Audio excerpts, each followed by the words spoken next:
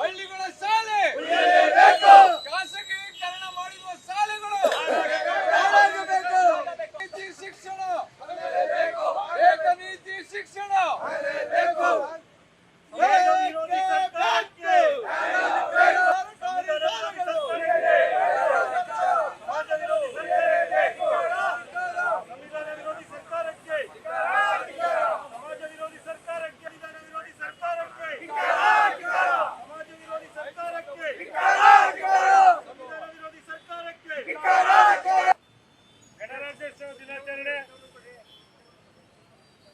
ನಾವು ಸಂವಿಧಾನಕ್ಕೆ ಗೌರವ ಕೊಟ್ಟು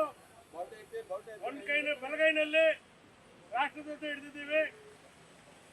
ಏನು ಸರ್ಕಾರದ ಶಿಕ್ಷಣ ನೀತಿ ವಿರೋಧಿಸಿ ಎಡಗೈನಲ್ಲಿ ಕಪ್ಪು ಓಟ್ ಹಿಡಿದಿದ್ದೀವಿ.